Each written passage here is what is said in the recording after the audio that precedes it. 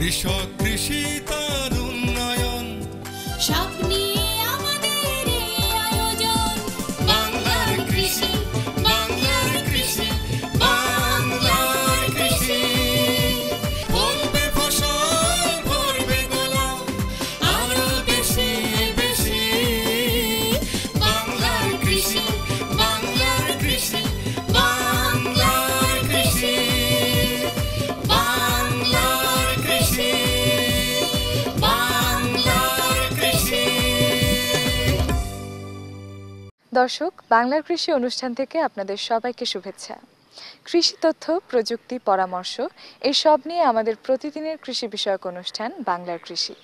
কৃষক ভাইরা আমাদের আজকের বাংলার কৃষি অনুষ্ঠানে দেখবেন এ সময় আপনার মাঠ পর্যায়ে করণীয় সম্পর্কে একটি মাঠ প্রতিবেদন, সেই সঙ্গে কৃষি বিষয়ক কিছু গুরুত্বপূর্ণ তথ্য এবং পরামর্শ, এবং শেষাংশে থাকছে মৎস্য বিষয়ক প্রতিবেদন।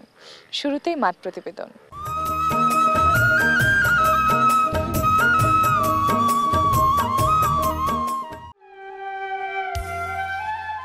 সাধারণত দুভাবে চারা উৎপাদন করা যায়, বীজ থেকে সরাসরি, আবার অঙ্গজ বংশ বিস্তারের মাধ্যমে।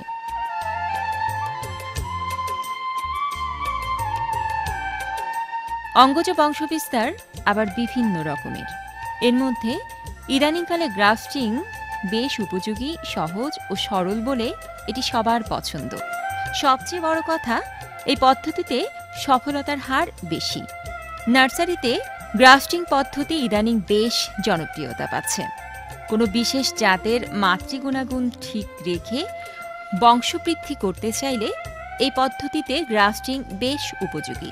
সফলতার হার বেশি বলে এই কৌশলটি সারা দেশের নার্সারিতে ব্যাপকভাবে ব্যবহার করা হচ্ছে।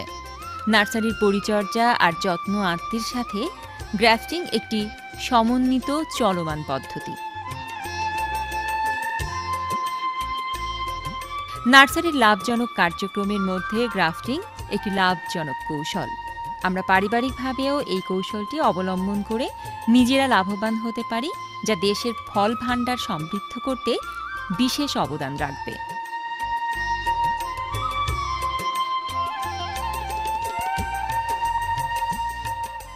নার্সারি করতে গেলে আমাদের যে মূল যে প্রধান উপাদান যে মাতৃগাছটি দরকার, এই মাতৃগাছটি সাপ্লাই দেওয়ার জন্য আমরা আমাদের এখানে একটা নার্সারি করেছি। এই নার্সারিতে যে আমরা মাতৃগাছগুলি বিভিন্ন এনজিও, কৃষক, বিএডিসি, আমরা এই মাতৃগাছগুলি সাপ্লাই দিয়ে থাকি। নার্সারি ম্যানেজমেন্টের জন্য অবশ্যই এই মৌসুমে যেহেতু এইখানে হচ্ছে বৃষ্টিপাতের পরিমাণ বেশি, কোনো সময় খেয়াল রাখতে হবে যে আমার নার্সারিতে কখনোই যেন পানি না জমে, আগাছা হচ্ছে সবসময় পরিষ্কার রাখতে হবে, এবং সময় মতো যে আমরা সেচের ব্যবস্থা করতে হবে যখন পানির পরিমাণ কম থাকবে। পেয়ারা, নারিকেল সরাসরি আমরা বীজ থেকে চারা তৈরি করতে পারি, কিন্তু আম দেখা যায় আমের বীজ থেকে চারা করলে এই মাতৃগাছের অনুরূপ বৈশিষ্ট্য থাকে না। এই কারণে গ্রাফটিংয়ের মাধ্যমে এই আমের চারা তৈরি করতে হয়। গ্রাফটিংয়ের মাধ্যমে করতে গেলে আমরা একটা বলি রুট স্টক এবং সায়ন। রুট স্টকটা হচ্ছে যেটা নিচের অংশটুকুকে আমরা রুট স্টক বলি। এটা যে কোনো আটি থেকে চারা থেকে এটা নেওয়া হয় 1 বছর বয়সী, এবং সায়নটা নেওয়া হয় 1 বছর বয়সী ডাল থেকে। গ্রাফটিংয়ের বিভিন্ন পদ্ধতি আছে, একটা হচ্ছে ভিনিয়ার গ্রাফটিং, সাইড গ্রাফটিং। আমরা এখানে সাইড গ্রাফটিংটা করে থাকি। সাইড গ্রাফটিংয়ের থেকে সায়নটি সাইডে লাগানো হয়, আর ভি গ্রাফটিংয়ের ক্ষেত্রে আমরা মাঝখান থেকে ভি কাট করে সেখানে হচ্ছে সায়নটা আমরা সেট করি। 1 বছর বয়সের একটি সায়ন সিলেক্ট করা হয়, এবং এটা আমাদের 1 বছর বয়সে একটা রুট স্টক। সায়নটা যখন আমি কেটে নিয়ে আসবো, এই 24 ঘন্টার মধ্যে এই সায়নটি আমার রুট স্টকের সাথে গ্রাফট করতে হবে, না হলে এর সেটিং পার্সেন্টেজটা কমে যাবে। এবং এরপরে পলিথিন দিয়ে সুন্দর করে মাথাটা ঢেকে দিতে হবে, যেন কোনোভাবেই বৃষ্টির পানি এবং কোনো শিশির যেন ওখানে জমা না হয়। শিশিরটা জমা হইলে আমার ওখানে গ্রাফটটা সেট হবে না। আর রুট স্টকটা সবসময় খেয়াল রাখতে হবে, মানে গ্রাফটিংয়ের আগে রুট স্টকে সবচেয়ে যেটা বড় সমস্যা করে আমার হচ্ছে যে কাটুই পোকাটা। এটার জন্য আমরা স্প্রে করে রাখি, না হলে আমি রুট স্টকটা সুস্থ পাবো না। সায়ন এবং রুট স্টক দুটোই আমার সুস্থতা নিশ্চিত করতে হবে, নাহলে আমি সুস্থ গ্রাফটিং চারা পাবো না। গ্রাফটিংয়ের পরে 3-4 দিন, 1 সপ্তাহ পরে আমাদের খোঁজ নিতে হবে যে আমার যে সায়ন থেকে কুশি বের হয়েছে কিনা। যদি কুশি বের হয়ে থাকে পলিথিনটা আমার খুলে দিতে হবে। বাংলার কৃষি, বাংলার কৃষি, বাংলার কৃষি। দর্শক দেখছিলেন বাংলাদেশ টেলিভিশনের প্রতিদিনের কৃষি বিষয়ক অনুষ্ঠান বাংলার কৃষি। এ সময় আপনার মাঠ পর্যায়ের করণীয় সম্পর্কে আপনাদের জানাতেই আমাদের এই বাংলার কৃষি। সঙ্গেই থাকুন এবারে মৎস্য বিষয়ক প্রতিবেদন।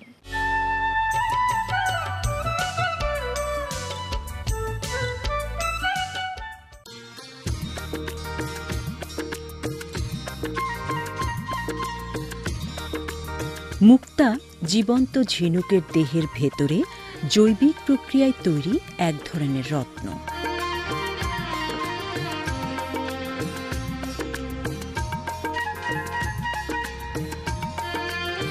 এটি শৌখিনতা ও আভিজাত্যের প্রতীক।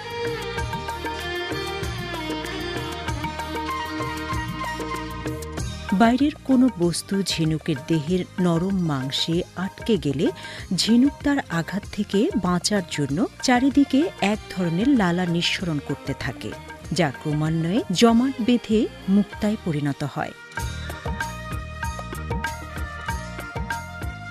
বাংলাদেশ মৎস্য গবেষণা ইনস্টিটিউট সামুদ্রিক ঝিনুক, চীনের ঝিনুক, ভিয়েতনামের ঝিনুক ও বাংলাদেশি ঝিনুক নিয়ে গবেষণা করছে।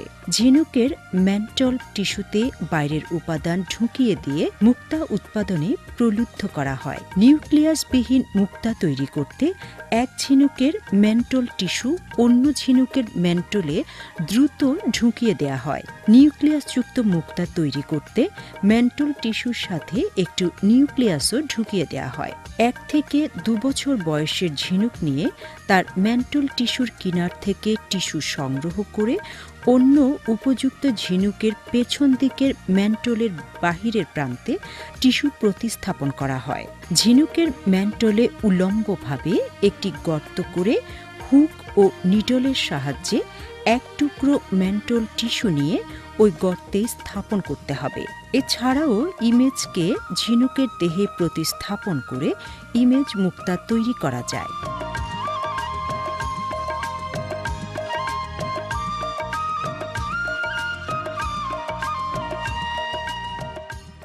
বাংলাদেশে মুক্তা চাষ একটি সম্ভাবনাময়, বিপুল সম্ভাবনাময় বিষয়। আমাদের দেশের যে আবহাওয়া সেটা মুক্তা উৎপাদন এবং মুক্তা বড় হওয়ার জন্য উপযোগী। মুক্তা চাষের যে কৌশলটি এটা আমরা ইতিমধ্যে আয়ত্ত করেছি এবং আমরা গ্রামীণ মেয়েদেরকে প্রশিক্ষণও দিয়েছি এবং আমরা আমাদের ঝিনুকে সাফল্যের সাথে মুক্তা উৎপাদন করতে পেরেছি। এবং সেই সাথে আরেকটি বিষয়, যেটি নতুন একটি মুক্তা, যেটিকে আমরা বলি ইমেজ মুক্তা বা নকশা মুক্তা, যে কোনো ছবিকে মুক্তা আকারে নিয়ে আসা, সেটি আমরা আমাদের ঝিনুকে সফলতার সাথে তৈরি করতে পেরেছি এবং তার কিছু জুয়েলারি আমরা এখানে প্রদর্শন করেছি। এইটি আমাদের প্রধানমন্ত্রীর নির্দেশ ছিল, আমরা আমাদের দেশীয় ঝিনুকে সাকসেসফুল হয়েছি। তো এই মুক্তা চাষের কৌশলটি যদি আমরা আমাদের গ্রামীণ মেয়েদের মধ্যে শিখিয়ে দিতে পারি, অনেক মেয়েরা আছে এবং মুক্তা চাষের যে কৌশলটি, যে কাজটি, সেটি কিন্তু ঘরে বসে করা যায়।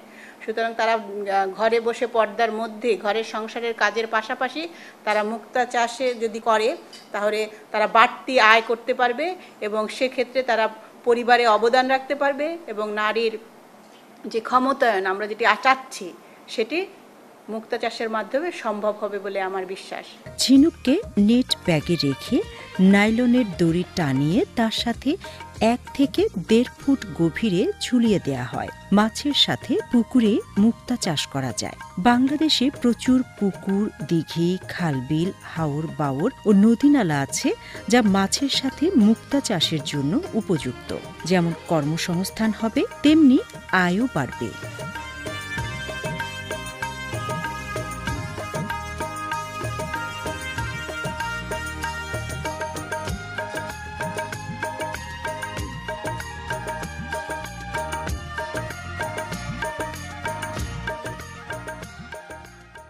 বাংলার কৃষি, বাংলার কৃষি, বাংলার কৃষি। দর্শক দেখছিলেন মৎস্য বিষয়ক প্রতিবেদন। এরই সঙ্গে শেষ করছি আমাদের আজকের বাংলার কৃষি। বাংলার কৃষি আগামীকাল একই সময় প্রচারিত হবে। এছাড়াও আমাদের অনুষ্ঠান সম্পর্কে আপনাদের যে কোনো মতামত আমাদের লিখে পাঠাতে পারেন। আমাদের লিখবার ঠিকানা প্রযোজক বাংলার কৃষি, কক্ষ নং 222, বাংলাদেশ টেলিভিশন ভবন, রামপুরা, ঢাকা। আমাদের ইমেইল নাম্বার banglarkrishi@ais.gov.bt। আমাদের ফেসবুক আইডি বাংলার কৃষি। আপনারা ইচ্ছা করলে আমাদের অনুষ্ঠানটি ইউটিউবেও দেখতে পারেন। দর্শক, আপনারা ভালো থাকবেন, সুস্থ থাকবেন এই কামনায় শেষ করছি আমাদের আজকের বাংলার কৃষি। আল্লাহ হাফেজ। কৃষক কৃষি তার উন্নয়ন স্বপ্নে